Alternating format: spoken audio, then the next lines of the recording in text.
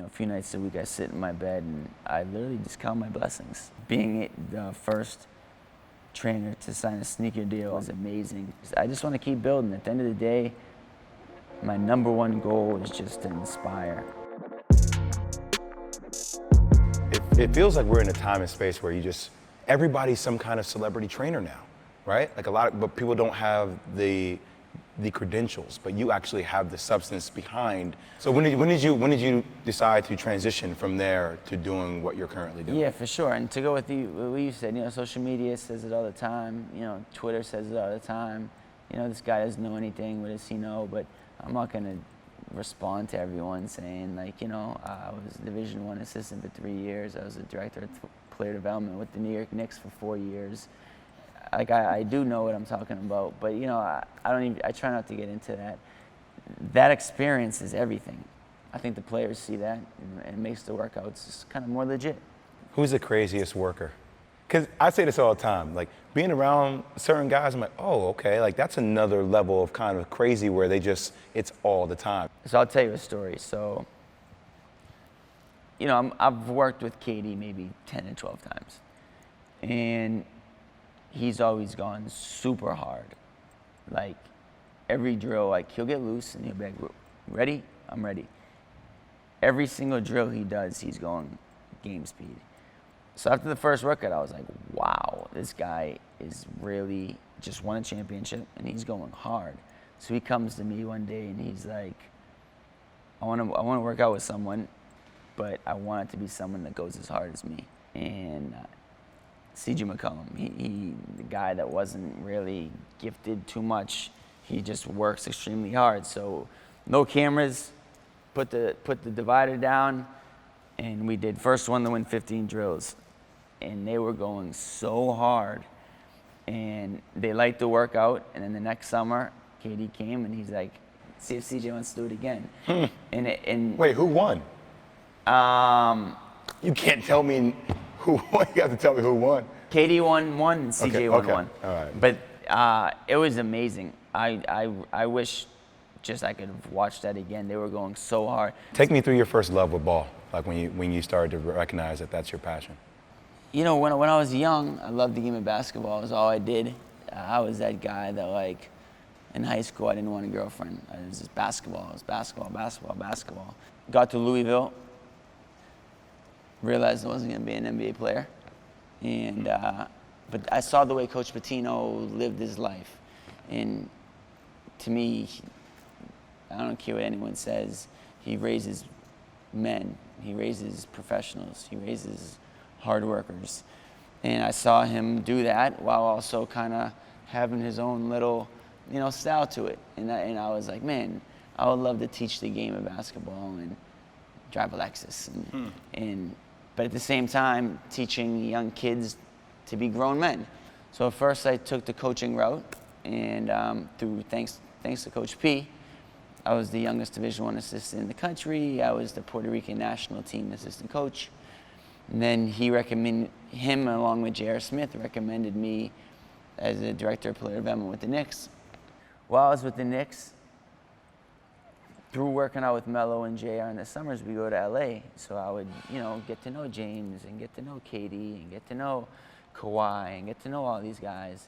But, with the Knicks restrictions, I wasn't allowed to work with any other guys. I have all these strong relationships in the league. Maybe I should just try doing my own thing. So I personally resigned, and never in a million years did I think what was about to happen. Carmelo Anthony is a very hot name. He's one of the best scorers I've ever seen to play the game. How did your relationship build with him where you became that person for him that kind of continued to culminate to where you are today? I didn't really know Melo like that. So during the games, that'd be good games, that'd be bad games. And you were in the league. Guy has a bad game, he's in the training room. When the franchise player has a bad game, no one wants to talk to him. It might be like the medical guy, oh, I just put this ice in your knee, I'm about to go over here, because they're ill.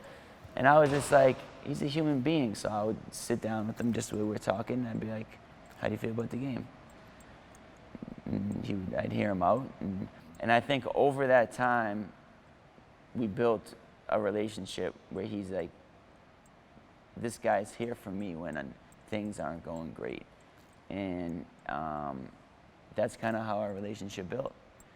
When I decided to leave the Knicks, there were a lot of guys that wanted to learn some of his footwork. And so Melo's been a big blessing for me. I'm very thankful. So he was the first guy that kind of originated into your workouts, and the other guys? He was the big star. He was the first that's big Melo. star. That's Hoodie Melo, right? Yes. You know, it was cold in the gym. He wore a beanie one day, and then the next day he wore a hood. And then someone said Hoodie Melo, and then the Hoodie Melo thing became so big that Jordan Brand started making Hoodie Melo stuff.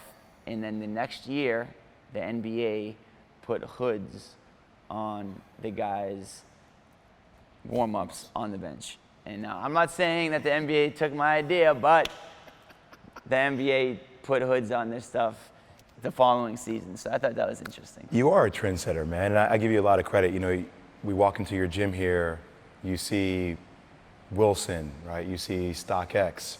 You see your relationships with a lot of these brands, your relationship with Puma. Reading how you created that relationship with Puma. It's not like traditional where a brand comes to you.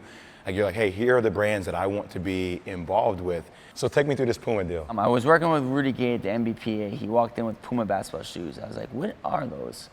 Puma's making basketball shoes?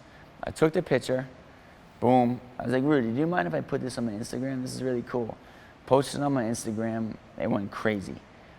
I tell Alex, I was like, Alex, I want a Puma deal.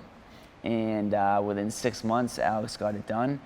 And, you know, ESPN came out with a story that it was the first trainer to sign a real multi-year sneaker deal. And they've been unbelievable to work with from creativity. And it was a big deal in basketball. Being behind the scenes for individual, how do you, there's a balance there. And it's always going to be behind the scenes. I was kind of one of the first trainers to start, like, taking pictures during workouts and like give them to the players. I walk down the street, people say what's up to me. Like I can't imagine being a imagine. Donovan Mitchell or a Devin Booker or sure. any of these guys, right? I used to look up to. I appreciate that. Are you saying that I'm old now? I mean, I'm getting No, old. no. Damn, CB, I'm getting old. But I know one of the things for me, like when I worked out, I loved for my workouts to be private. How'd you bridge that gap with guys having cameras around? It's a great question. It's a great question. So there's two types of workouts. Say I worked with Donovan 25 times, from him getting ready to Team USA. Going into the workout, some days he'll be like, no cameras, no nothing today. And I'm cool with that. We'll work hard, same workout, hour and a half workout, and that'll be it. And some days he'll be like, you know what, let's take pictures today. I'll only record pieces of the workout that the player is okay with. So it's like marketing collateral, pretty much. Yeah, and sometimes like a CJ, he wants to see, every time he shoots a three in a workout, he wants me to send it to him because he wants to see his footwork. And so he uses it kind of as a teaching thing. The reality of it is I do 70 workouts a week. I post 3 videos. So 67 of those workouts, no one even sees. Before any post I ever do on social media, I'm asking the player. So you got Colorblind, you got your Puma deal, you're doing collabs with Puma with Colorblind, you got stuff with StockX, you got you got stuff with Wilson, you have these blackout runs that obviously get so much attention digitally. You had a show come out on ESPN, you have your brand. What's next for Chris Brickley? Yeah, so the NBA 2K thing's really cool. So I signed a few-year deal with them. So an NBA 2K20, when you buy the game, it's gonna say like play now and blacktop, and then it'll be training. And so like when you buy the game, and if you want to go do drills, I gave them like 20 of my drills, and you'll be like training with me. And now that's like a dream come true. Like, you know, my dad plays video games, so he's gonna be like, I get to be at home training with you. My dad's like 60, and I'm like, yeah, Dad, you'll be able to train with me. So that's cool. So now let me see you do one in rhythm. That I can inspire people through the game of basketball, that's like deeper than anything.